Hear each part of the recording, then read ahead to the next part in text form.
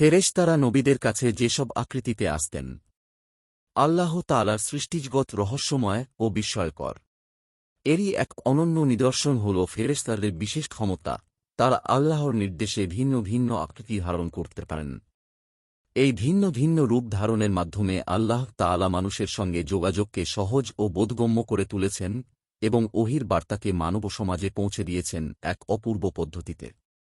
আল্লাহ তাআলা মারিয়াম আলাইহি ওয়াসাল্লামের কাছে জিবরাইল আলাইহি ওয়াসাল্লামকে মানুষের আকৃতিতে পাঠিয়েছেন। তিনি বলেন, তখন আমি তার কাছে আমার রূহ, ফেরেশতা জিবরাইল-কে প্রেরণ করলাম। সে তার সামনে এক সুঠাম মানুষের আকারে আত্মপ্রকাশ করল। সূরা মারিয়াম আয়াত 17। ইব্রাহিম আলাইহি ওয়াসাল্লামের কাছেও ফেরেশতারা মানুষের আকৃতিতে এসেছেন। তিনি বুঝতে পারেননি যে তারা ফেরেশতা। অবশেষে তারাই তাঁকে জানিয়েছেন। আল্লাহ তাআলা বলেন, যখন তিনি দেখলেন যে তাদের হাত খাবারের দিকে অগ্রসর হচ্ছে না, তখন তিনি তাদের আচরণে অসন্তুষ্ট হলেন এবং মনে মনে তাদের প্রতি ভয় অনুভব করলেন। তারা বলল, ভয় পাবেন না, আমরা লূতের কওমের প্রতি প্রেরিত হয়েছি। সূরা হুদ আয়াত 70। ফেরেশতারা লূত আলাইহি ওয়াসাল্লামের কাছে এসেছেন সুদর্শন যুবকদের চেহারায়।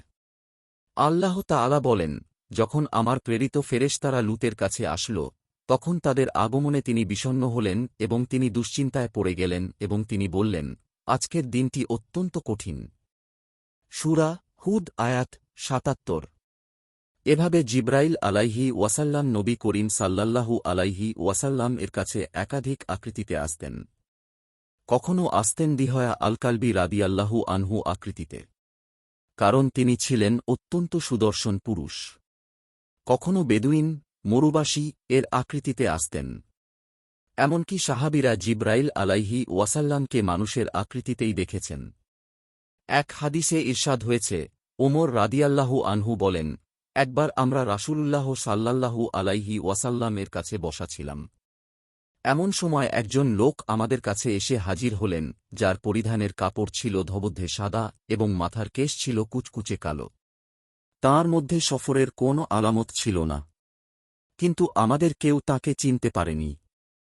তিনি নিজের দুই হাঁটু নবী করিম সাল্লাল্লাহু আলাইহি ওয়াসাল্লাম এর দুই হাঁটুর সাথে লাগিয়ে বসলেন, আর তার দুই হাত নবী করিম সাল্লাল্লাহু আলাইহি ওয়াসাল্লাম এর দুই উরুর উপরে রাখলেন। তারপর তিনি বললেন, হে মুহাম্মদ, আমাকে ইসলাম সম্পর্কে অবহিত করুন। সহিহ বুখারী হাদিস নং ১। ফেরেশতাদের এসব বিভিন্ন আকৃতিতে আগমন আমাদের মনে করিয়ে দেয়, দৃশ্যমান জগতের বাইরেও রয়েছে এক বিস্তৃত অদৃশ্য জগৎ, যা আল্লাহর হুকুমেই আবর্তিত হয়। নিয়মিত ইসলামিক এবং স্বাস্থ্য বিষয়ক ভিডিও পেতে লাইক, কমেন্ট, ফলো এবং চ্যানেলটি সাবস্ক্রাইব করে পাশে থাকবেন।